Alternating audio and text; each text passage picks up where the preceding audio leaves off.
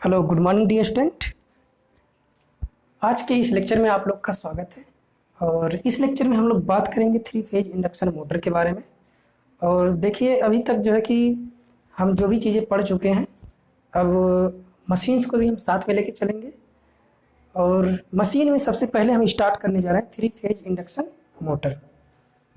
वैसे बेसिकली जब भी आप स्टडी करते हैं तो किसी अदर्स जगह पे तो सबसे पहले आपको ट्रांसफार्मर पढ़ाया जाता है, लेकिन हम जो है कि सबसे पहले थ्री फेज इंडक्शन मोटर को स्टार्ट करने जा रहे हैं। ओके, तो three phase induction motor basically होता क्या है? तो जिसमें सप्लाई आपकी तीन फेज की हो R/V, और आपका जो मशीन है वो इंडक्शन के प्रिंसिपल पे वर्क कर रही हो, तो उसको हम कहते हैं थ्री फेज इंडक्शन मोटर। जो आपका इंडक्शन प्रिंसिपल बेसिकली क्या है? Faraday's law of electromagnetic induction. Okay, तो थ्री फेज इंडक्शन मोटर की जब भी हम बात करेंगे तो हमको रोटेटिंग मैग्नेटिक फील्ड के बारे में जानना पड़ेगा, क्योंकि जब हमारा रोटेटिंग मैग्नेटिक फील्ड के बारे में हम जानेंगे या हमको अवेयरनेस होगी, तभी जो है कि हम हमारा जो थ्री फेज इंडक्शन मोटर है उसके स्टार्टिंग के बारे में बात कर पाएंगे। ओके, तो आज का जो आपका लेक्चर है एक तरीके से इंट्रोडक्शन है, और हम इसमें बात करेंगे थ्री फेज इंडक्शन मोटर के इंट्रोडक्शन के बारे में और उनके कंस्ट्रक्शनल डिटेल्स के बारे में। जो हमारा नेक्स्ट लेक्चर होगा उसमें हम जो है कि बात करेंगे रोटेटिंग मैग्नेटिक फील्ड के बारे में।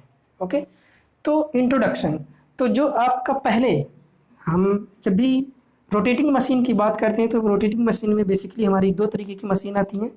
एक हमारा जो है कि मोटर और दूसरा हमारा जो है कि जेनरेटर। ओके, तो मोटर क्या करता है? बेसिकली इलेक्ट्रिकल एनर्जी को मैकेनिकल एनर्जी में चेंज करता है। ओके, आप इलेक्ट्रिकल सप्लाई देते हैं और इलेक्ट्रिकल मोटर आपका क्या करता है? किसी भी आपकी मशीन्स को चला रहा होता है। मान लीजिए आपका कोई पंप चला रहा है, पंप के थ्रू आपका पानी ऊपर जा रहा है, या मशीन कोई आपकी जैसे आटा चक्की की मशीन है और दूसरे पर्पज की मशीनें हैं, उसको चलाने के लिए हम क्या करते हैं? थ्री फेज इंडक्शन मोटर का यूज करते हैं। बेसिकली जो थ्री फेज इंडक्शन मोटर है उसका हम इंडस्ट्रियल पर्पज के लिए यूज करते हैं। ओके, जनरेटर क्या करता है? मैकेनिकल एनर्जी को इलेक्ट्रिकल एनर्जी में चेंज करता है, कन्वर्ट करता है। ओके, तो जैसे आपका जनरेटर है शादी ब्याहों में और अदर्स किसी भी ऑर्गेनाइजेशन में, किसी भी मॉल में आप देखते हैं कि जनरेटर लगा होता है। तो बेसिकली वो क्या करता है? उसको हम मैकेनिकल इनपुट देते हैं और आउटपुट हमको क्या देता है? वो इलेक्ट्रिकल इनपुट आउटपुट। ठीक, जब आप जनरेटर की बात करेंगे तो मैकेनिकल इनपुट होगा, आउटपुट आपको इलेक्ट्रिकल मिलेगा। ठीक है, और ये आपका जो जनरेटर है आपका थ्री फेज जनरेटर हो सकता है, और आपका सिंगल फेज जनरेटर हो सकता है, आपका डीसी जनरेटर हो सकता है। ठीक है, तो ये तो हो गई बात आपकी जनरेटर और मोटर की। अब बात करते हैं हम थ्री फेज इंडक्शन मोटर के बारे में। तो थ्री फेज जो इंडक्शन मोटर होता है ये सिंगल एक्साइटेड, क्या है? सिंगली एक्साइटेड मशीन है। ये आपकी सिंगली एक्साइटेड मशीन है, और इसकी जो कंस्ट्रक्शन है वो इजी होती है, और ये चीफ होता है, चीफ और रबस्ट, और इसकी जो इफ़िशियंसी होती है वो आपकी हाई होती है। इफ़िशियंसी आपकी क्या होती है? हाई होती है, और इसका जो स्टार्टिंग टार्क है वो भी आपका हाई होता है। स्टार्टिंग टार्क आपका हाई होता है। ठीक है, और इसमें जो मेंटेनेंस है, लेस मेंटेनेंस की रिक्वायरमेंट होती है। Less maintenance required, less maintenance की रिक्वायर्ड होता है। ठीक है, तो ये तो हो गया आपका इंट्रोडक्शन किसके बारे में? थ्री फेज इंडक्शन मोटर के बारे में सिंगली एक्साइटेड इसलिए है क्योंकि आप जो है कि स्टेटर में सप्लाई देते हैं और रोटर में इंड्यूस्ड करंट मिलती है, जिसकी वजह से आपका दो फ्लक्स जनरेट हो जाती है। रोटेटिंग मैग्नेटिक फील्ड इनके एयर गैप के बीच में जनरेट होती है। क्या? रोटेटिंग मैग्नेटिक फील्ड, और आपका रोटर उसी डायरेक्शन में रोटेट करता है जिस डायरेक्शन में आपका रोटेटिंग मैग्नेटिक फील्ड रोटेट करती है। ओके, तो बेसिकली ये आपका जो रोटर की स्पीड होती है, ठीक है, जिसको हम रिप्रेजेंट करते हैं एनआर से, ये आपकी रोटर की स्पीड होती है। और एक आपका होता है एनएस, इसको हम कहते हैं synchronous speed. Synchronous speed NS equal to हम कहते हैं 120 F/P, ठीक है। यह है जो आपका फार्मूला, बहुत ही इंपॉर्टेंट फार्मूला है। इसी के बेसिस पे किसी भी जो मशीन है वो आपकी रोटेट करती है।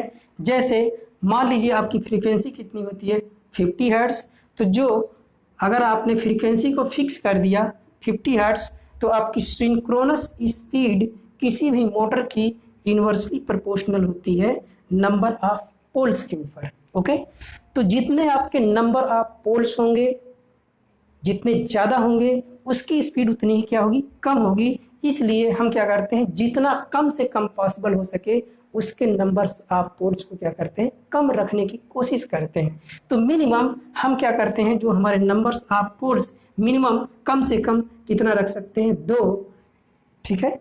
इससे कम आप जो है कि नंबर्स ऑफ पोल्स को नहीं रख सकते, क्योंकि जो आपके नंबर्स ऑफ पोल्स होते हैं वो आपके पेयर्स के फॉर्म में होते हैं। ओके, तो किसी भी आपकी जो मोटर है जो आपकी सिंक्रोनस स्पीड से चल सकती है, ठीक है, स्पेशल पर्पज की मशीनों की बात नहीं कर रहे हैं हम यहाँ पर, सिंगल फेज इंडक्शन मोटर की बात और 3 फेज इंडक्शन मोटर की बात, 3 फेज सिंक्रोनस मोटर की बात अगर करें, तो जो हमारी सिंक्रोनस स्पीड होती है मैक्सिमम 3000 RPM हो सकती है, ठीक है। तो ये तो आपकी सिंक्रोनस की स्पीड है, लेकिन जो आपका 3 फेज इंडक्शन मोटर है, कभी भी अगर आप 2 पोल का 3 फेज इंडक्शन मोटर बनाते हैं तो आपका जो मोटर है वो 3000 RPM से कभी नहीं दौड़ेगी। वो हमेशा और हमेशा दौड़ेगी किससे, एनआर स्पीड से। तो एनआर जो आपका स्पीड है वो कम होती है किससे, एनएस स्पीड से। तो जो आपका 3 फेज इंडक्शन मोटर है वो सिंक्रोनस स्पीड से कम स्पीड पे रन करती है, सिंक्रोनस स्पीड से कम स्पीड पे रन करती है। ये आपके कंपटीशन में कई बार क्वेश्चन पूछा जा चुका है सॉरी, कि जो आपका 3 फेज इंडक्शन मोटर है उसकी स्पीड होती है, तो आपको ये रिलेशन मिलेगा, या कम होती है ज़्यादा होती है, आपको और रिलेशन बना के मिल जाते हैं क्वेश्चन। ओके, तो जो आपका 3 फेज इंडक्शन मोटर है वो हमेशा और हमेशा क्या करता है, सिंक्रोनस स्पीड से कम स्पीड पे रन करता है। इसीलिए इसको हम कहते हैं क्या, एसिंक्रोनस मोटर। इसीलिए हम इसको कहते हैं ये सिंक्रोनस मोटर, ठीक है, क्योंकि ये सिंक्रोनस स्पीड को नहीं अचीव कर पाता है, but it try to attend the synchronous speed, लेकिन ये उस स्पीड को अटेंड नहीं कर पाता है। इसलिए हम 3 फेज इंडक्शन मोटर को क्या कहते हैं, ये जो इसकी स्पीड है वो सिंक्रोनस स्पीड से हमेशा और हमेशा क्या होती है, कम होती है। ओके, तो अब हम बात करते हैं कंस्ट्रक्शनल डिटेल्स की।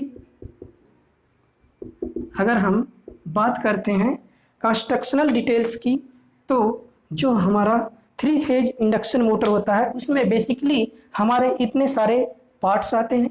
अगर हम बात करें parts of 3 phase induction motor की, तो बेसिकली इसमें जो है कि हमारा frame, rotor, stator, shaft, bearing, और जो है कि आपका मोटर टर्मिनल बॉक्स, और आपका 3 फेज वाइंडिंग, और फ्रेम फैन भी लगा होता है, और बियरिंग, और rotor bar, short circuited ring.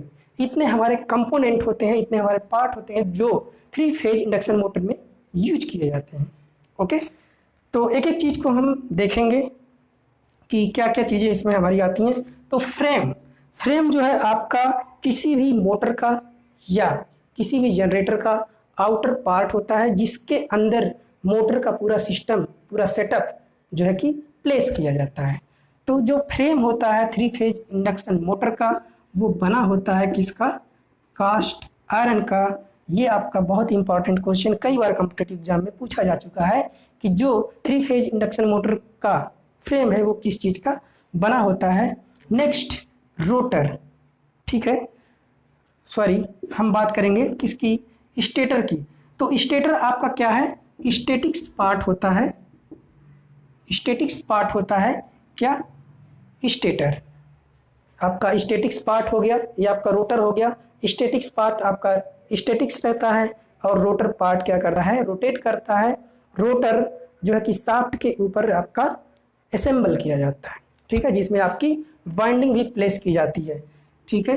तो जो 3 फेज ये आपका स्टेटर है, इसमें जो वाइंडिंग होती है या तो आपके डेल्टा कनेक्टेड होगी या तो आपकी स्टार कनेक्टेड होगी, या तो आपकी डेल्टा कनेक्टेड होगी या तो आपकी स्टार कनेक्टेड होगी, ठीक है।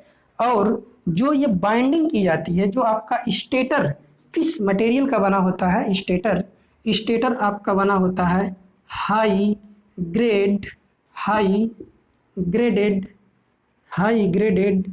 Alloy steel. जो कोर मटेरियल आपका स्टेटर में यूज हो रहा है, जैसे आपका ये कोर है, ये स्लॉटेड होगा, इसमें हम बाइंडिंग को क्या करते हैं? पुट करते हैं। स्लॉटेड का मतलब कुछ खांचे बने होंगे जिसमें हम बाइंडिंग को, कॉपर वायर को, एल्युमिनियम वायर को क्या करते हैं? प्लेस करते हैं। तो ये आपका जो कोर मटेरियल है वो किस चीज़ का बना होता है? हाई ग्रेडेड एलॉय स्टील का। और रोटर का भी जो आपका रोटर का जो कोर होगा वो भी आपका किस चीज़ का बना होगा? Same material of stator core. तो ये आपका जो स्टेटर का कोर है वो किस मटेरियल का बना हुआ है? हाई ग्रेडेड एलॉय स्टील का। तो रोटर का भी जो आपका कोर है जिसके ऊपर वाइंडिंग की जाती है वो आपका किस चीज़ का बना होगा? हाई ग्रेडेड एलॉय स्टील का, ठीक है। और अब बात करते हैं रोटर की। तो रोटर में जो वाइंडिंग होती है वो, रोटर में वाइंडिंग की जब बात करते हैं तो इसके बेसिस पे हमारा जो रोटर होता है, on the basis of the rotor construction the 3 phase induction motor is 2 types. One is the squirrel cage and second one is the wound type या slip ring type induction motor, ठीक है। तो जब आपका squirrel cage होगा तो उसमें हम क्या करते हैं? कंडक्टर्स आपका जस्ट लाइक आप एल्युमिनियम कंडक्टर ले सकते हैं या आप जो है कि कॉपर कंडक्टर ले सकते हैं। अब ये मशीन की एबिलिटी के ऊपर डिपेंड करेगा कि मशीन की डिजाइनिंग किस लोड के लिए आप डिजाइन कर रहे हैं, उसके बेसिस पे हम क्या करते हैं? कॉपर वाइंडिंग या जो है कि एल्युमिनियम वाइंडिंग, या उसकी लाइफ के ऊपर जो है कि on the basis of life कि उसकी लाइफ कितनी होगी, उस बेसिस पे हम जो है कि उस बाइंडिंग को प्रीफर करते हैं, ठीक है। तो बात हो गई किसकी? फ्रेम की, रोटर की और आपका स्टेटर का, ठीक है। तो जो आपका रोटर है वो किसके ऊपर रखा जाता है? सॉफ्ट के ऊपर। ये आपका सॉफ्ट है, ये आपका रोटर की वाइंडिंग है, ठीक है। ये आपका रोटर हो गया, इसमें वाइंडिंग को मतलब कॉपर के कंडक्टर को स्क्रूड फॉर्म में क्या करते हैं? प्लेस करते हैं, मतलब ऐसी डिजाइन करते हैं ताकि जो आपका ये इसमें हम कंडक्टर पुट करें ये सीधा ना होकर ये आपका कुछ एंगल बनाते हुए इसमें प्लेस किया जाए, जिससे क्या होगा? आपका स्टार्टिंग टार्क हाई हो जाता है, ठीक है। और इसमें नॉइज और कई चीज़ें जो आपकी अफेक्ट कर सकती हैं 3 फेज इंडक्शन मोटर को, वो आपका रिड्यूस हो जाता है, ठीक है। नेक्स्ट शाफ्ट हमने बता दिया, आपका शाफ्ट है। शाफ्ट के साइड में, दोनों साइड आपकी बेयरिंग लगी होती है और लेफ्ट इंड साइड जो आपका 3 फेज इंडक्शन मोटर होता है उसके 2 इंड होते हैं, ठीक है। एक आपका ड्राइविंग इंड और एक आपका होता है नॉन ड्राइविंग इंड, ठीक है, नॉन ड्राइविंग इंड। तो ड्राइविंग इंड साइड भी आपकी एक बेयरिंग लगी होगी और नॉन ड्राइविंग साइड भी एक आपकी बेयरिंग लगी होगी। तो जो आपका नॉन ड्राइविंग इंड है इस साइड आपका एक फैन भी लगा होता है, ठीक। फैन के बाद उसका एक कवर लगा होता है। फैन किस लिए लगा होता है? क्योंकि ये जो है कि लॉन्ग ड्यूरेबल मशीन होती है, लंबे समय तक चलती रहती हैं, तो इसलिए इनको प्रॉपर कूलिंग प्रोवाइड करने के लिए हम क्या करते हैं? फैंस का यूज करते हैं, ठीक है। और बियरिंग हो गया, फैन हो गया। मोटर टर्मिनल, जैसा कि आपका एक कोई मोटर है, ठीक है, और ये आपका यहाँ से 3 टर्मिनल निकलेंगे, तो ये टर्मिनल आपके मोटर के टर्मिनल कहलाते हैं। और जहाँ पर इन टर्मिनल्स को जोड़ा जाता है उसको एक बक्से के अंदर रखा जाता है, जिस वजह से इसको हम कहते हैं क्या, टर्मिनल बॉक्स। ठीक है। 3 फेज वाइंडिंग, 3 फेज वाइंडिंग आपकी स्टेटर में प्लेस की जाती है और रोटर में भी 3 फेज वाइंडिंग आपकी प्लेस की जाती है। फैन कवर्स आपका कवर हो चुका। रोटर बार, तो जब आप किसकी बात करेंगे, केज टाइप रोटर की बात करेंगे, तो उसमें हम रोटर में क्या करते हैं, कंडक्टर्स को पुट करते हैं एज ए स्कूप फॉर्म। ठीक है। और इस कंडक्टर्स को क्या करते हैं, जैसे मान लीजिए हमारे पास ये बहुत सारे कंडक्टर हो गए, ये आपका क्या हो गया, स्टेट रोट हो गया। ठीक है। ये कंडक्टर्स को पुट किया, फिर इसके बाद हम क्या करते हैं, इंड रिंग के थ्रू इस दोनों टर्मिनल पॉइंट्स को, दोनों इंड्स को क्या करते हैं, शॉर्ट सर्किट कर देते हैं, मतलब आपस में जोड़ देते हैं। ठीक है। तो ये हो गया शॉर्ट सर्किटेड रिंग। एक आपकी रिंग होती है जिससे इन टर्मिनल्स हमको क्या करते हैं, शॉर्ट कर देते हैं। तो ये आपके कुछ टर्म्स थे, कुछ पॉइंट्स थे जो 3 फेज इंडक्शन मोटर के पार्ट के अंतर्गत आते हैं। ठीक है। अब हम रोटर के बेसिस पे एक एक चीज को देखेंगे, केज टाइप इंडक्शन मोटर और बाउंड टाइप इंडक्शन मोटर। तो नेक्स्ट हमारा है cage type induction motor. Okay. तो पहला हमारा है स्क्वायरल केज रोटर या सिंपल केज रोटर। तो सिंपल केज रोटर क्या होता है कि जैसे कि हमारे मान लीजिए कोई सिलेंडर है, वो आपका जो ये केज रोटर है ये आपका सेम मटेरियल का बना होगा जिस मटेरियल का आपका स्टेटर बना होगा। तो स्टेटर आपका किस चीज़ का बना था, laminated steel alloy, laminated steel alloy का आपका जो है कि स्टेटर बना हुआ है। तो रोटर भी आपका उसी मटेरियल का बना होगा। और इसमें हम क्या करते हैं, रोटर में हम जो है कि कंडक्टर पुट करते हैं, रोटर बार इंड कंडक्टर। ठीक है।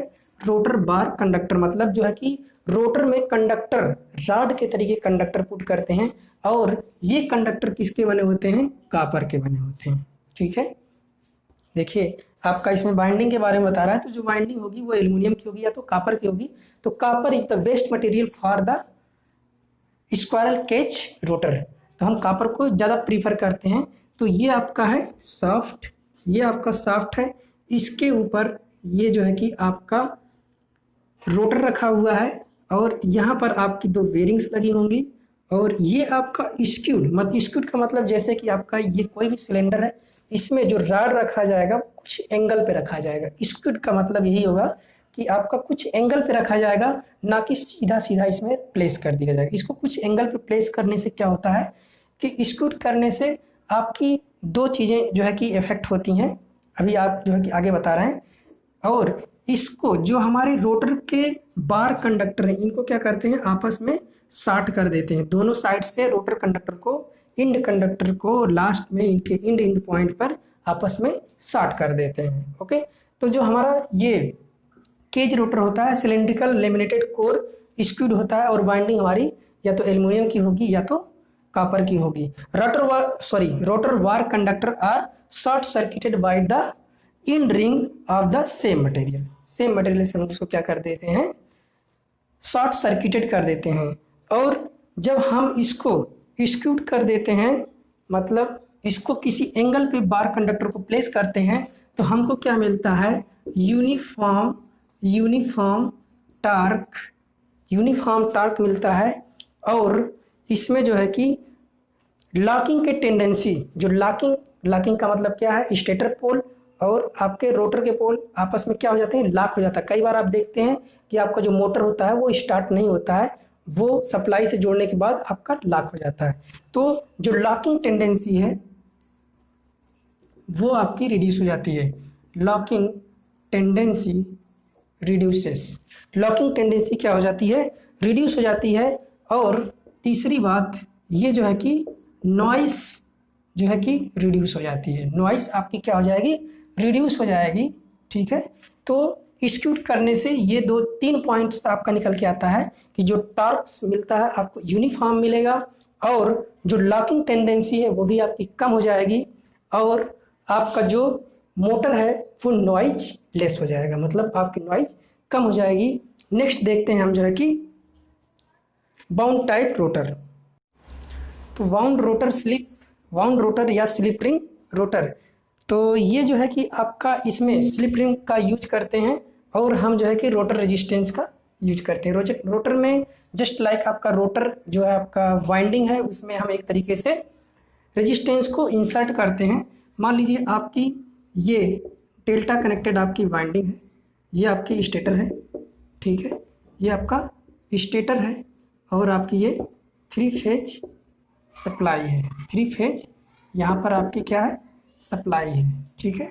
तो ये आपकी वाइंडिंग, ये आपकी वाइंडिंग, ये आपकी वाइंडिंग, ये आपकी डेल्टा कनेक्टेड वाइंडिंग है, ठीक है।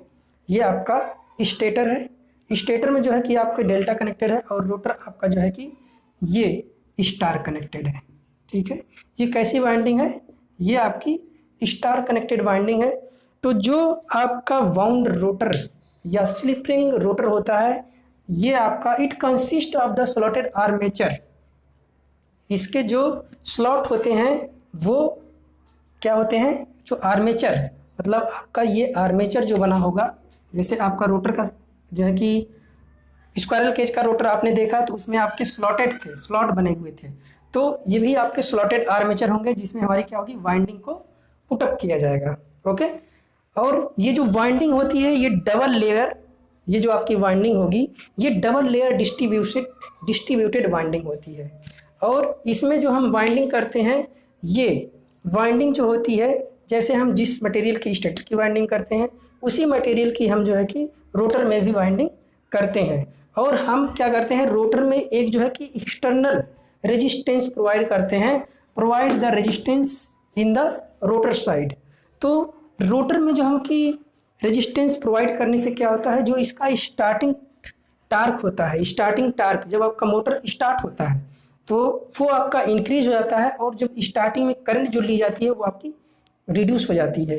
और ये जो आपका रोटर रेजिस्टेंस प्रोवाइड करने का एक और फ़ायदा है कि आप जो है कि मोटर को इजीली स्टार्ट कर सकते हैं, मतलब आप जो है कि to control the speed of motor की स्पीड को आप क्या कर सकते हैं, इजीली कंट्रोल कर सकते हैं, ओके।